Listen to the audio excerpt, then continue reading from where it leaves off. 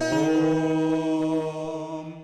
सहना भवतु सहनौ भुनक्तु सह वीर्यं करवावहै तेजस्विनावधीतमस्तु मा विद्विषावहै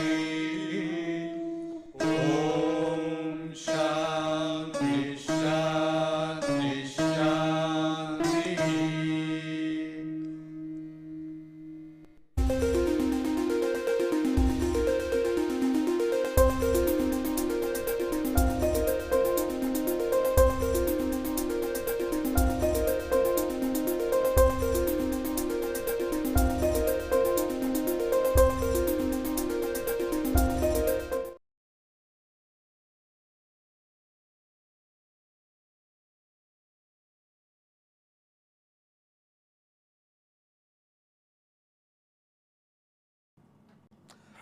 So, today we start our discussion on heterojunctions.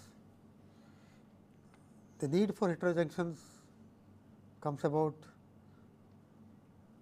due to various reasons. Okay. We just if we quickly see, in the case of MOSFET, the threshold voltage shifts to the negative direction. We have seen these things when the channel becomes short,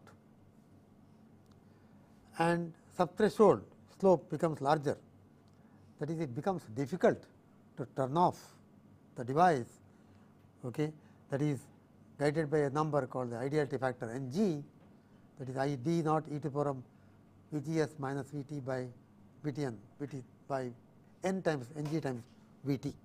So, that is slower, so it turns off slowly. Now, all these are due to 2D effect in the channel direction, in the direction along the channel. So, the way to do that is to increase the field in a particular direction. So, that is large compared to the field in the x direction along the channel. So, that you can do by increasing the doping. So, increasing the short channel effects are reduced by increasing the channel doping density and reduction in the channel thickness. Both are possible, but increasing the doping in the channel adversely affects the mobility and velocity overshoot effect. In fact, this problem of mobility getting affected by doping is common for all the devices. If you talk of MOSFET, you need to reduce the channel length. When you reduce, you increase the doping. Reason, just let me see, because why I am putting that across is, one will be wondering whether why should we stick to MOSFET at all. Okay. So, if you see the MOSFET, we have seen that doping increase is required. What about MOSFET?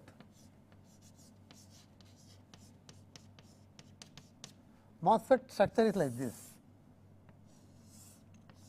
All of you know it so much, because this is the heart of the present day VLSI, P type substrate,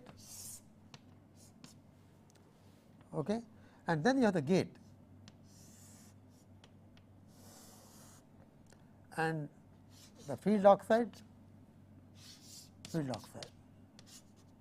is the gate, and I put a metal here, source. This is a schematic diagram.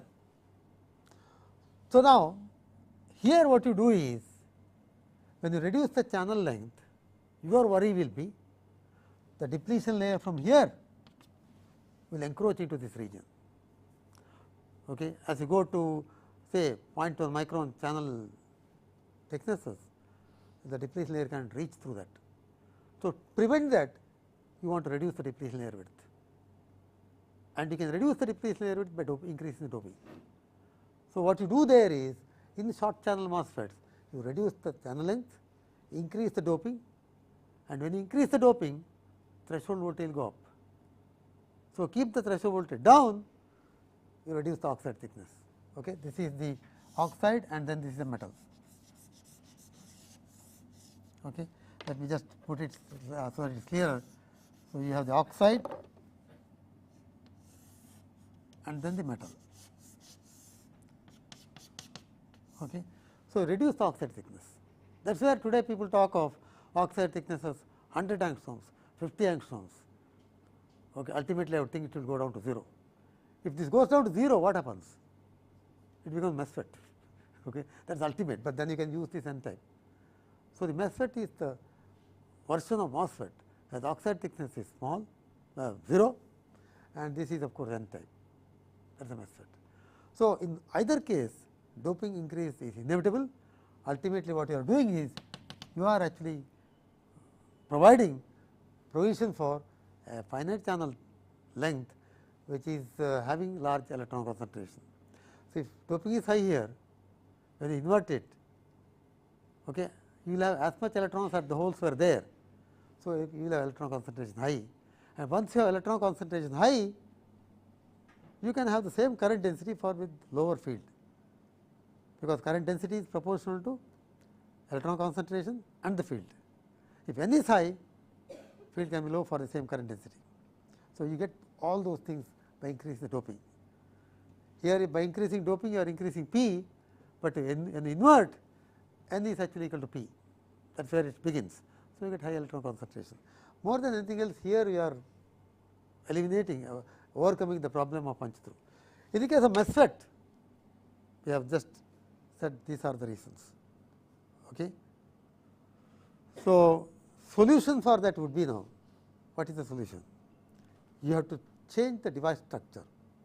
You have to change the device structure such that high electron concentration can be achieved using some different type of transistors called heterojunction transistors. And in these transistors, you will see that it is possible to ensure that the transport of electrons takes place in the regions where doping is low. For example, if it is MOSFET, unfortunately, the transport of these electrons takes place in the region where the doping is high. Okay. You are confining the electrons here. How are you confining the electrons here? You are confining them because of a notch that is present here. Just let me put that diagram which I put yesterday in the previous lecture. See, for example, if I take the MOSFET, that is the, if I draw the energy band diagram here in the direction y, okay. If I draw the energy band diagram there, oxide band gap, conduction band, valence band, then p type material, okay, that comes down like this, that becomes n type inversion, and here actually it comes down like this, it becomes n type. Okay. Intrinsic level will be something like this. So, you can see, and here also you will have a voltage drop in the oxide, conduction band of the oxide, and this one. What I am trying to point out is, you are confining the electrons into this region. How are you confining it? You are confining that because there is a barrier for electrons from here. So, once you invert, they stay there, even under thermal equilibrium conditions, they will be steady state electron concentration, okay, because of that jump there. So, this is a notch.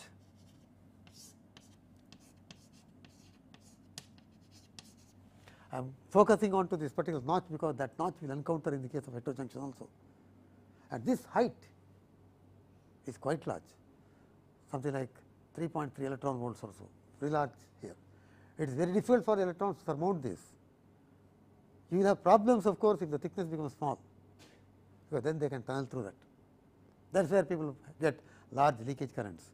In fact, in the case of the integrated circuits of this Intel chip, where the oxide thickness is of the order of 40, 30 angstroms, that is the inside story. Okay. They talk about that. So, then you will have tunneling of electrons from here to here, even in the off state, or you have got heavy current which is tunneling through this. Okay. So, that is where you get problems, gate leakage current and dissipation in the gate power itself. So, those are the problems which are faced there. Now, if you talk of different type of device where you can confine this, where you do not have to worry such tunneling, you are in business again. Okay. Now, just A related thing I want to point out, you have this type of bending in the case of p-n junction also, but you do not have this notch, you do not have the confinement of the electrons there. Let me draw that p-n junction.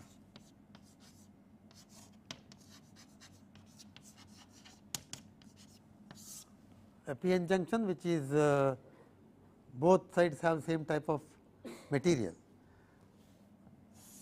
that is the Fermi level, okay. And if I have p type material here, it is like that.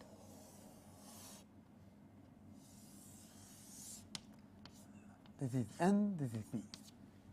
You can see this band bending is there, similar to this junction, but there is no accumulation of electrons there, because they all roll down here.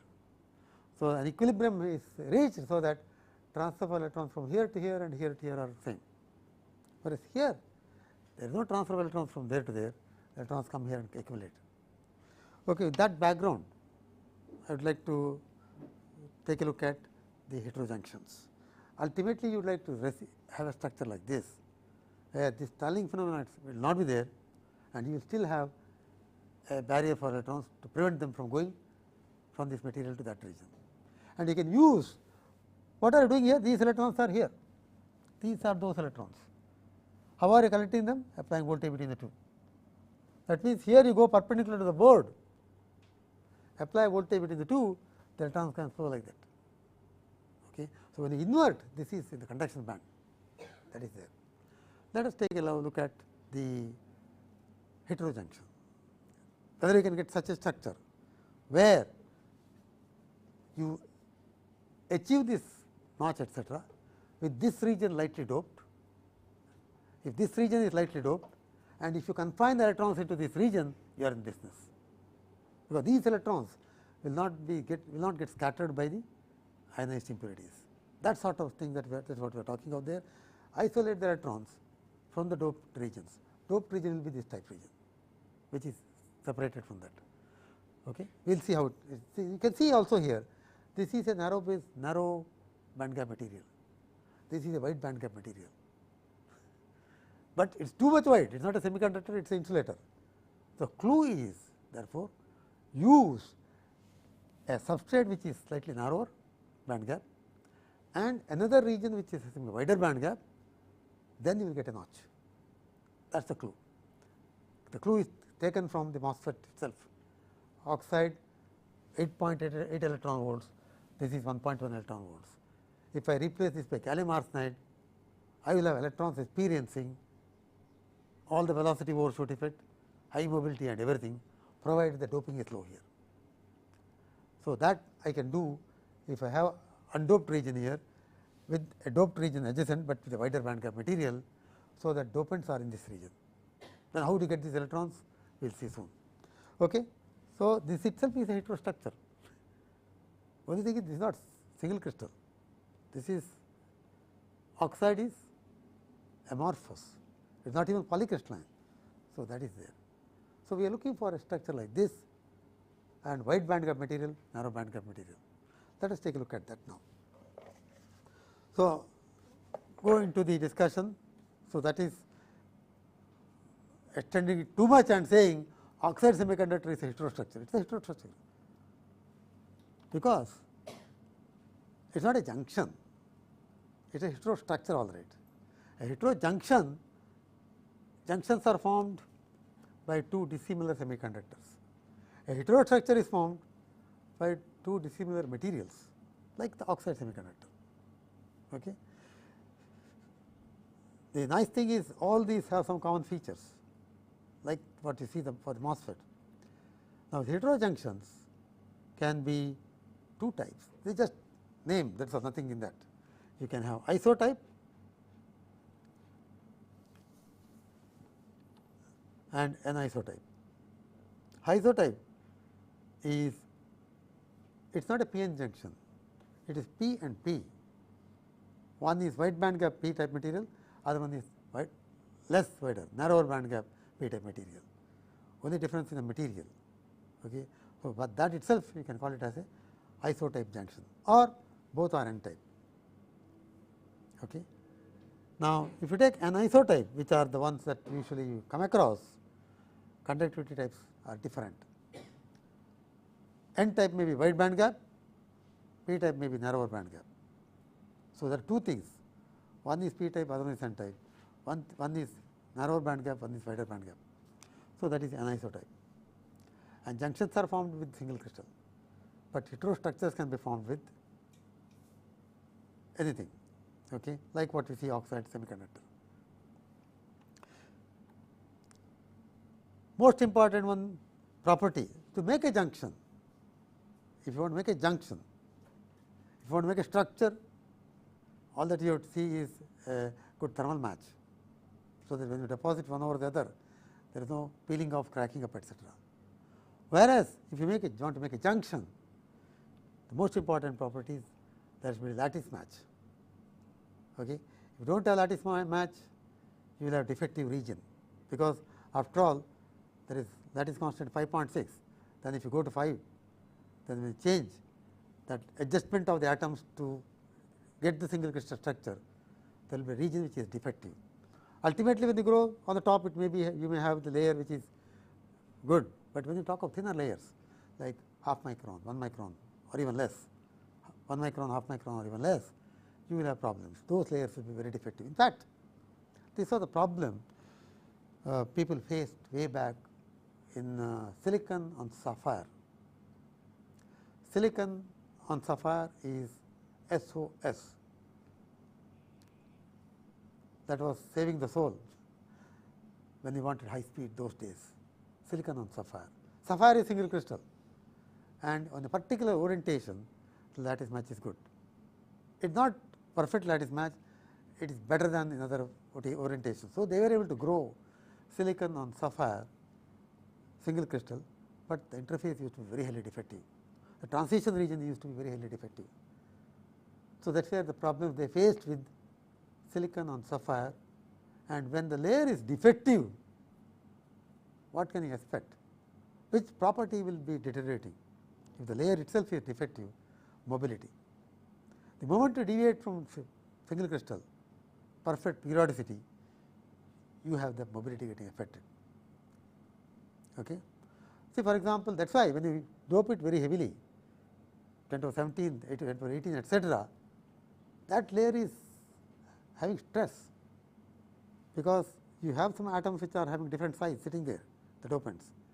So, you have defects generated because of that. That is why the mobility gets reduced, in addition to ionized impurity scattering. So, when you have the defects generated, you have the mobility reduced. That is where the problem came up with silicon on sapphire. That is why you want good mobility, good heterojunction, you need lattice, perfect lattice match. If you get perfect, that is the best. We have seen already, I am just going through that quickly now, aluminum gallium arsenide, on gallium arsenide, these two junctions have excellent lattice match, because aluminum lattice tetrahedral radius is almost same as that of gallium. So, you replace gallium atoms with aluminum some percentage, you get aluminum gallium arsenide. So, aluminum is sitting in the lattice site where gallium is supposed to be sitting very quietly without being noticed. Okay. So, that is where perfect lattice match is there. When you grow on gallium arsenide, AlGaAs, we call it as GaAs and AlGaAs. When you want to grow AlGaAs on GaAs, you can very easily grow. Just if you are growing by MOCVD, okay, when you grow gallium arsenide, you have arsine and trimethyl gallium. Add on after certain thickness of gallium arsenide, add on trimethyl aluminum, trimethyl gallium, trimethyl aluminum. Together, you adjust the flow rates properly, you can adjust this X. Okay. And if you want dope, add a dopant also to the gas. Okay.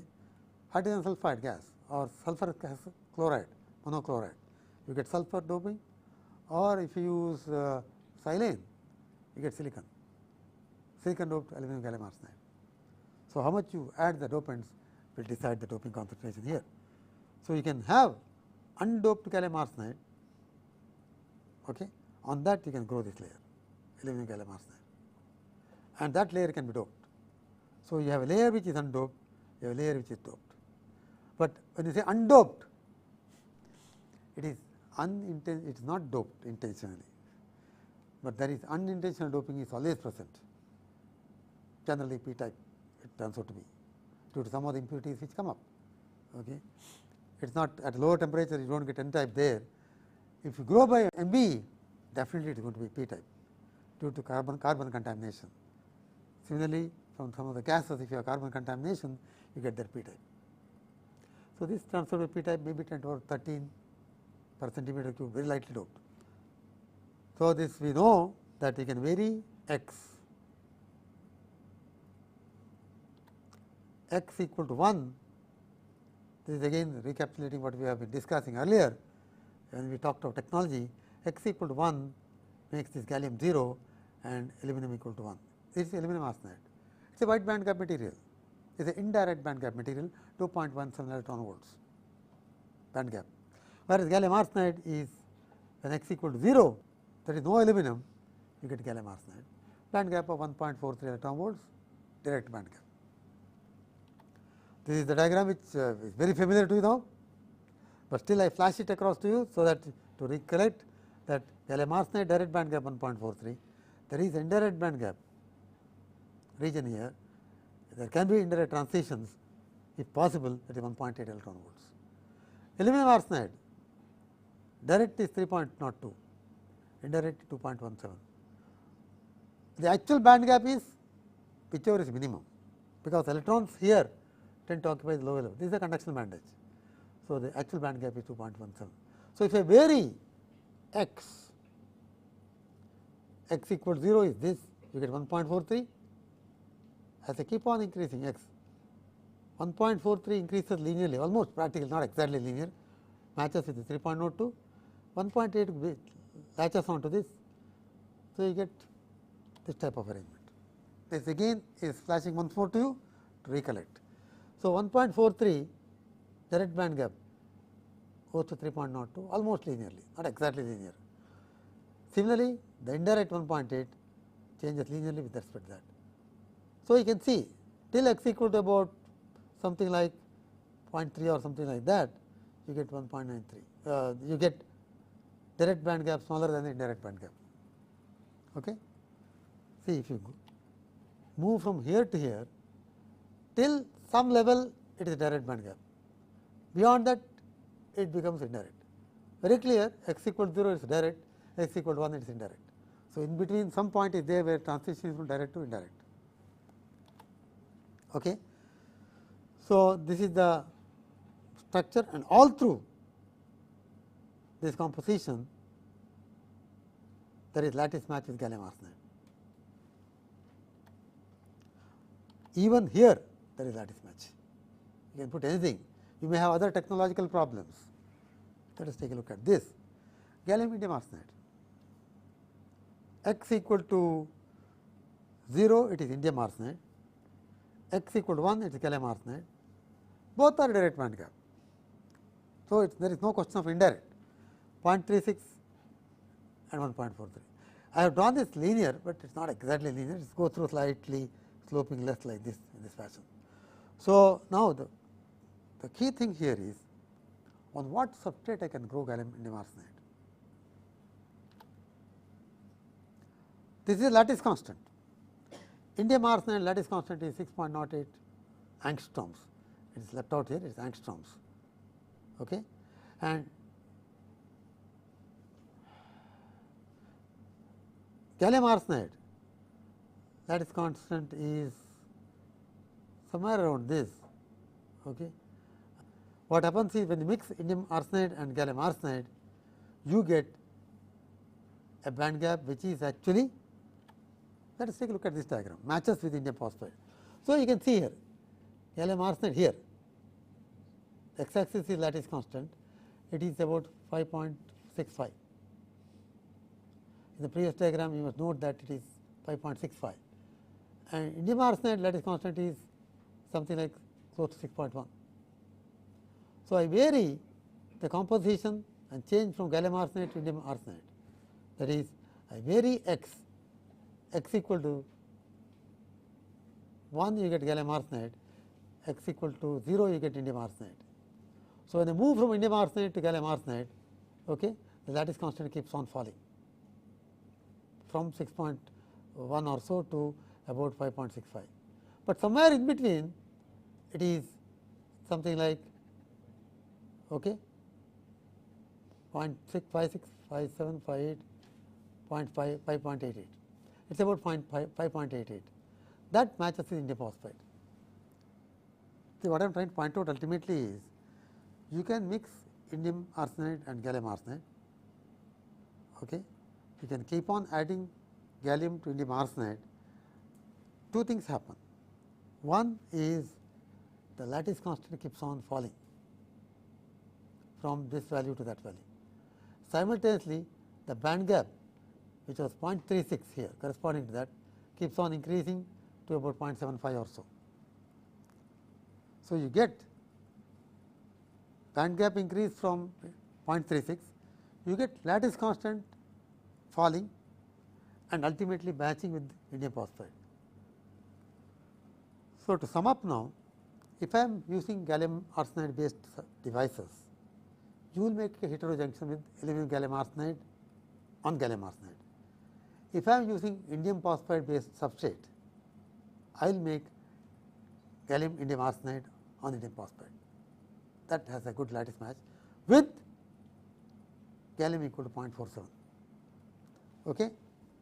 So, what I am trying to point out now is okay, this lattice matches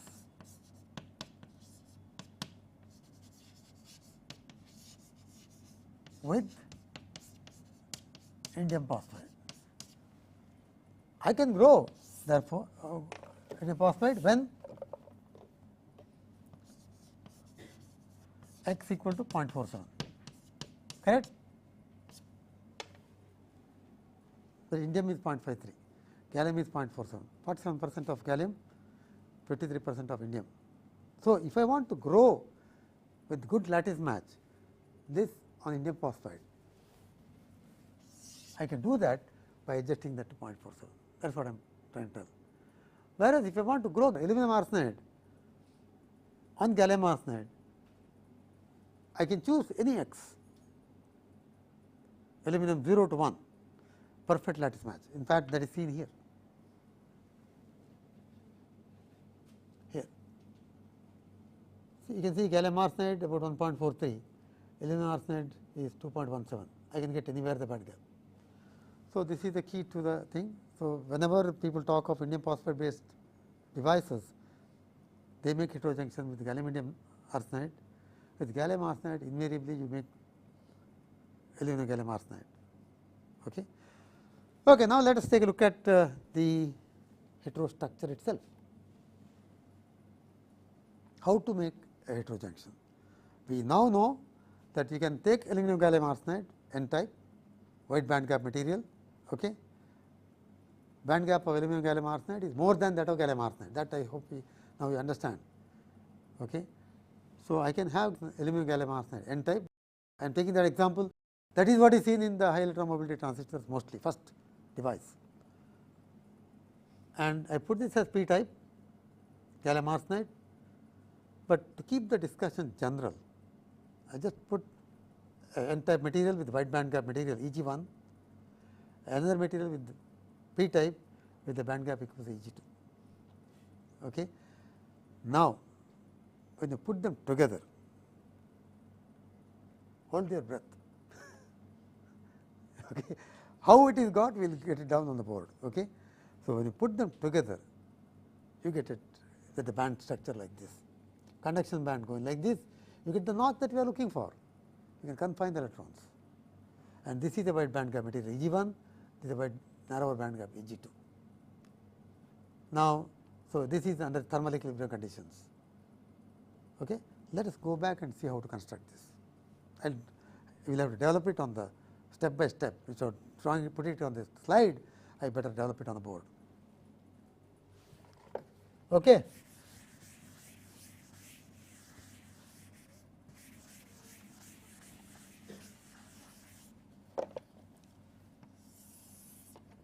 First, let us see how that what is happening in a material like this, homojunction.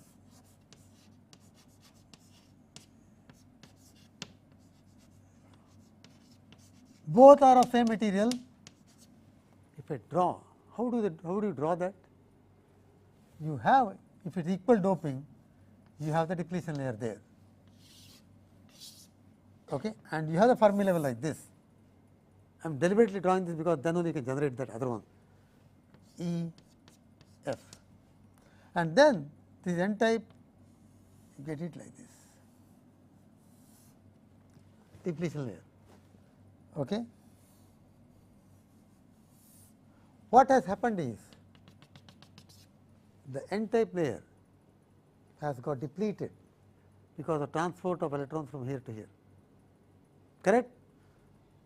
Less n type. The gap between the Fermi level and the conduction band increases. So, that is E c and this is E v. So, notice this has bent up because it is depleting, and that has bent down because that is depleting. Now, where is the 0 level? Somewhere here. Same nature, that is 0 level or vacuum level. Okay.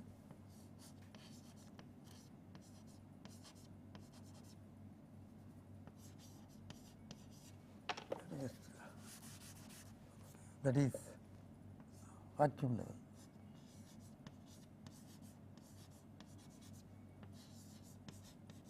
Or 0 level, 0 energy level. Wherever there is potential variation, there is a band bending. All the energy levels bend here like that. If there is a sudden jump in the energy band diagram, that will not show up there. It is only where there is potential variation. In fact, you saw it in the case of Schottky barrier. Let us take the heterojunction.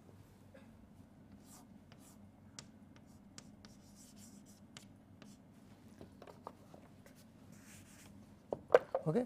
Let us just take the heterojunction.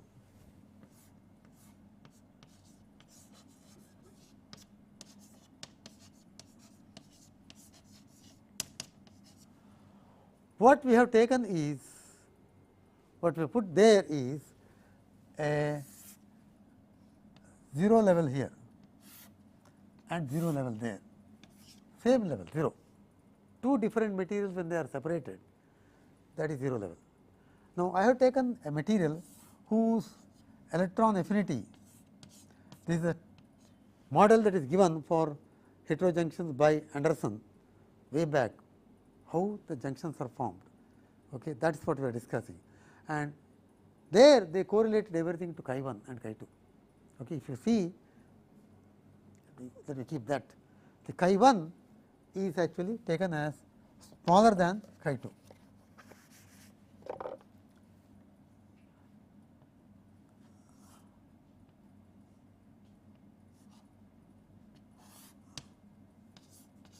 Chi 1 and that is the band gap E g 1, and it is n type. So, therefore, it is Fermi level is there. We are talking of a junction being formed between that material and another material whose band gap is actually smaller, and also the band gap being smaller, and also this being chi 2 is larger than chi 1. See, the first model said everything is tied down to this. Okay, now, you bring them together. Okay. If I bring those two things together, what happens? Exactly what is happening here must happen, because when you bring them together, join them to this is they are not joined together. You will have transfer of electrons from here to here. So, this layer will get depleted, and of course, this also will get depleted. holes are neutralized by electrons. Okay. You can talk of electron transfer means depleting the layer here and electrons neutralizing the holes there. In fact, you have both of them taking place, but I am just talking of one to understand. So, holes will get neutralized here. So, you will have depleted layer here, this will go up, okay, and similar to this junction, this will go up here, up to this it is n type, that will go up and that will come down. So, how will the diagram be now? Let us construct that. You will have the n layer like this going up. The first thing in thermal equilibrium to draw is to draw the Fermi level, that is flat, same where. So, I will draw that. Thermal equilibrium condition. In fact, we are going to see how that is generated. Draw the Fermi level. The n layer will get depleted near surface. It will go up. Let us put it a bit more dominantly, so that I can see it clearly. That will go up. What will happen to the 0 level? That also will follow the same path. Okay. That I put it a bit down there, because I may not have space there. So, 0 level will follow that path. Okay. Now, here this also will follow same path.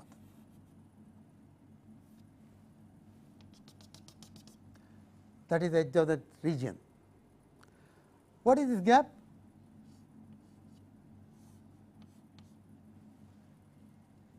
This is chi 1, that is chi 1.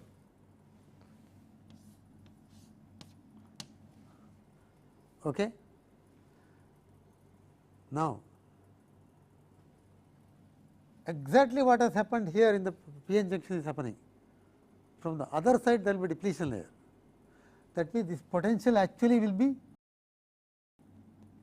how will happen to the potential? Just go back to this, from here it is continuously flowing, that is depletion layer here, depletion layer here. So, less n type, less p type here. So, both of them come down like this smoothly.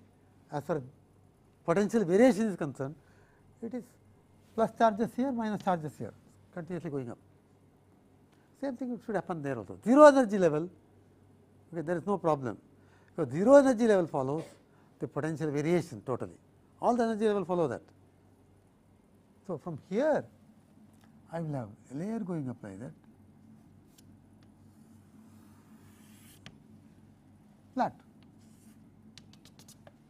Wherever the depletion layer is present, up to that point there will be bending, that is chi 1. Not drawing it properly. Let me just draw it one curve like that. Okay. So, that is actually the chi 1 point. So, this is because we know there is a depletion layer on both sides, that is the potential variation. Where will you place the conduction bandage on the other side? On this side the conduction bandage is at a level chi 1 below the 0 level. When you cross from here to here, chi 1, chi 2 is larger than chi 1. So, where will the energy band diagram be? That actually will be at a level equal to chi 2.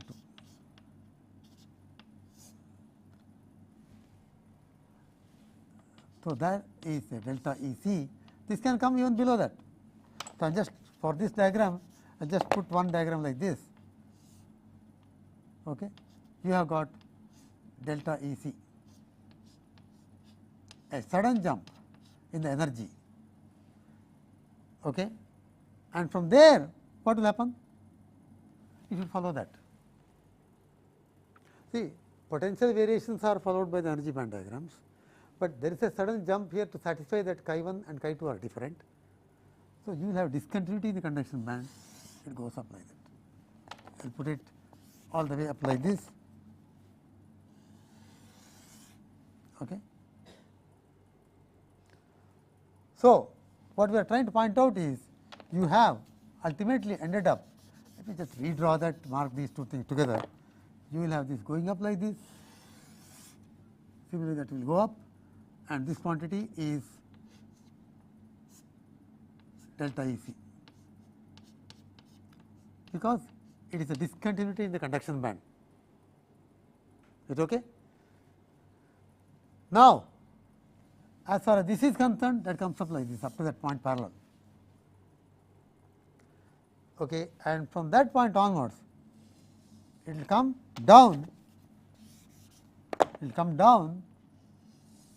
parallel to that. It will reach here till it comes to the end of that material, and from that point onwards, there is again a discontinuity, delta E v. In the final analysis, that is E g 1, that is E g 2. So, this is delta E v.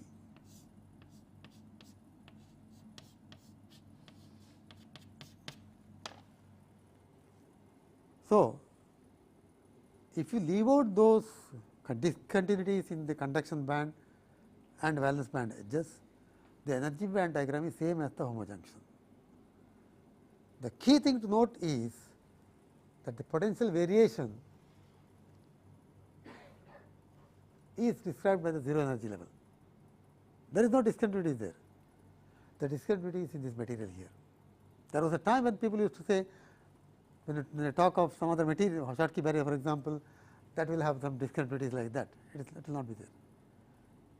In the MOS device also you do not talk of the notch in the 0 level.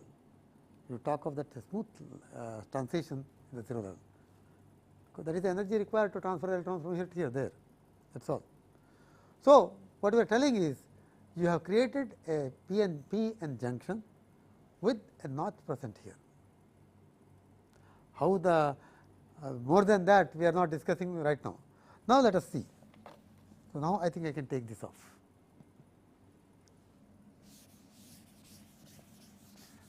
So, we have chosen a material with chi 1, chi 2, greater than chi 1 and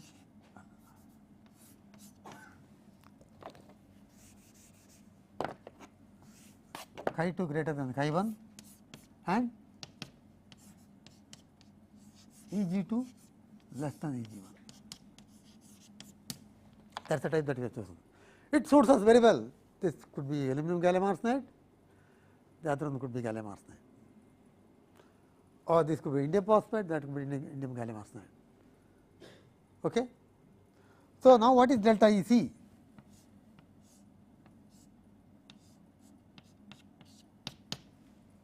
In this model, if you take this model, the delta E c will be equal to chi 2 minus chi 1.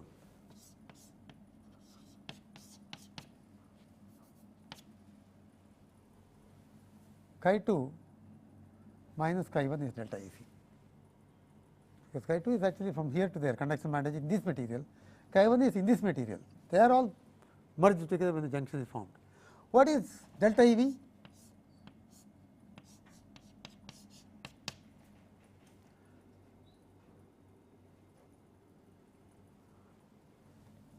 That is that E g 1,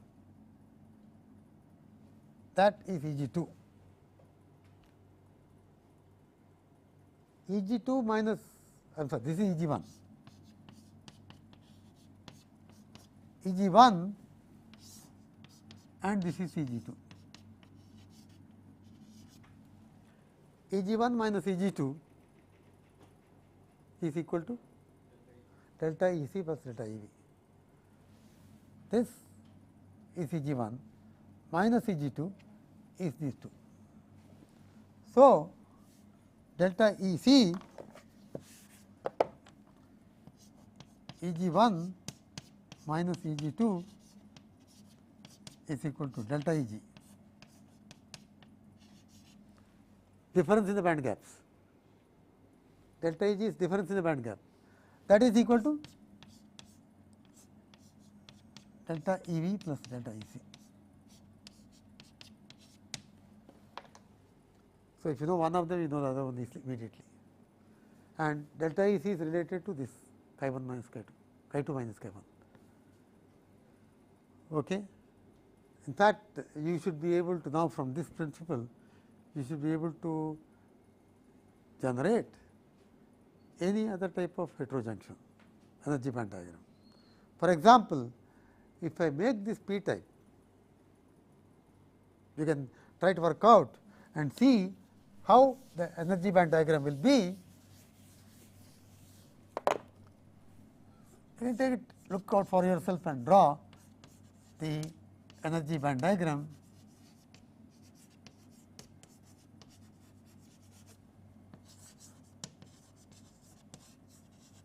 As a sort of exercise, one can work out yourself and see for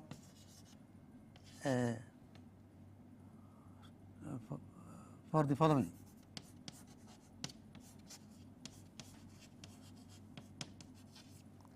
P type Eg1 and chi 1. In the thing that we worked out, it is n type is Eg1 and chi 1. N type, let me just put it as usual, P type. N type Eg2 and chi 2. Okay. Same example, Eg1 greater than Eg2 and chi 2 greater than chi 1.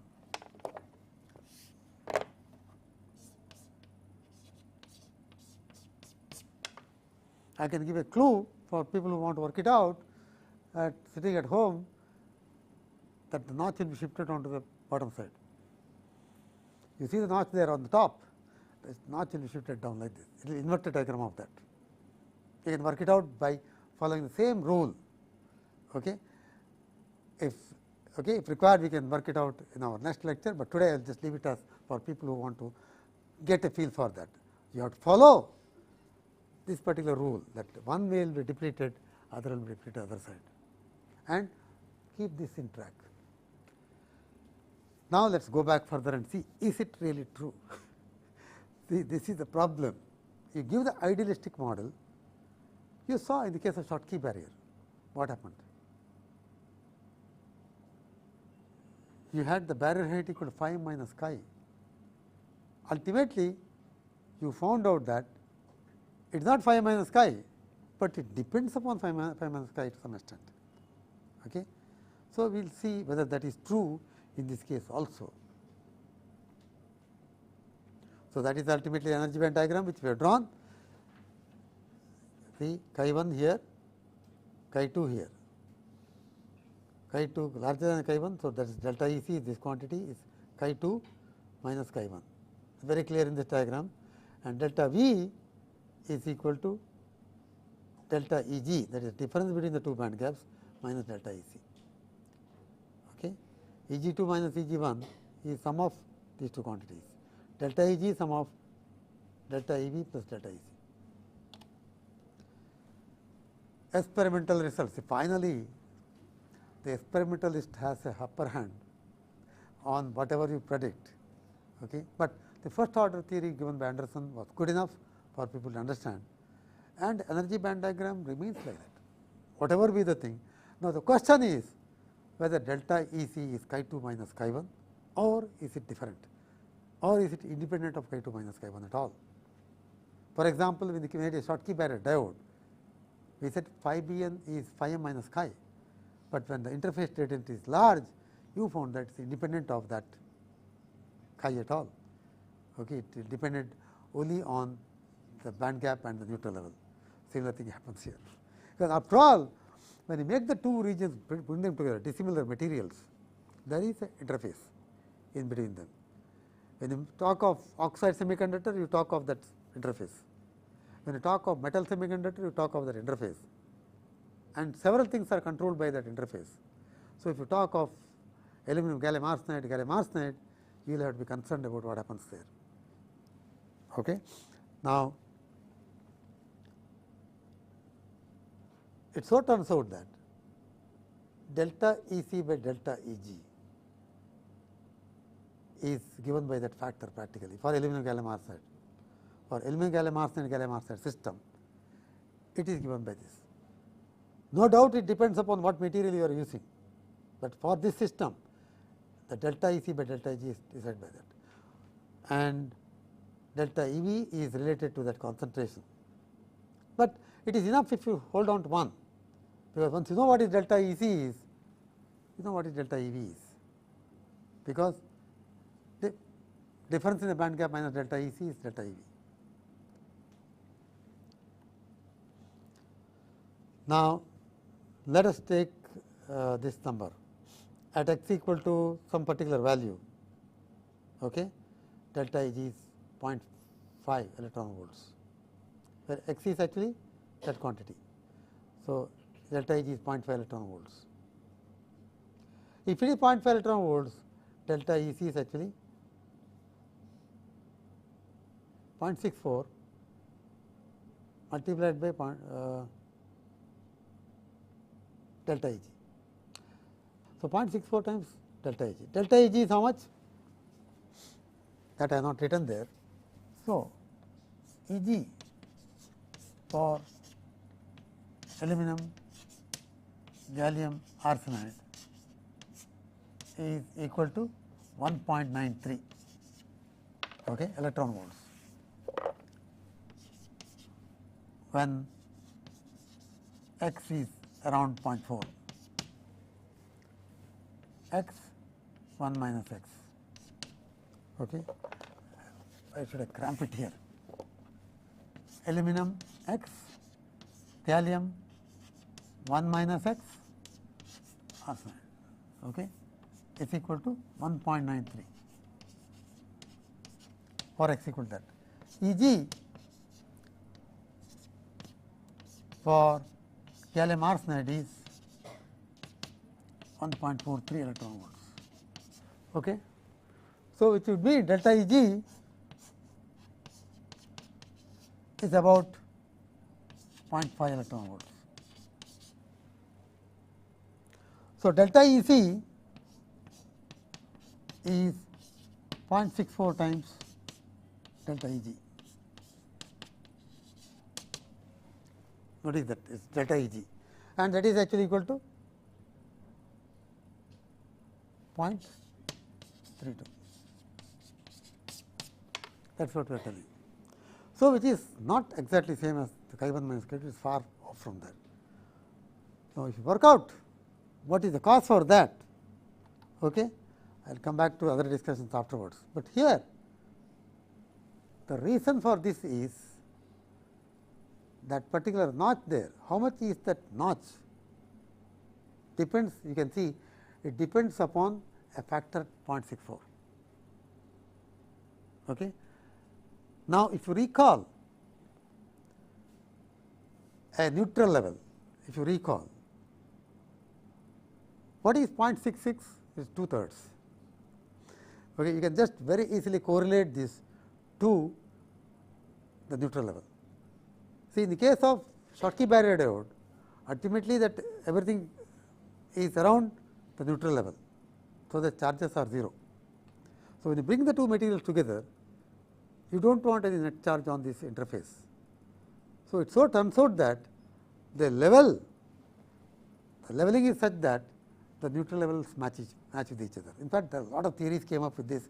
The moment they said it is not chi 2 by chi 1, chi 2 minus chi 1, every physicist will jump up into that analysis.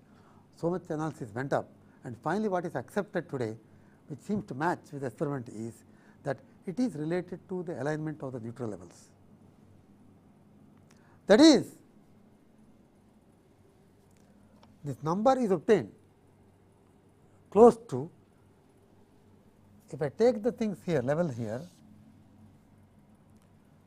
the neutral level for gallium arsenide is there, 2/3 below the conduction band, 2/3 from the conduction band.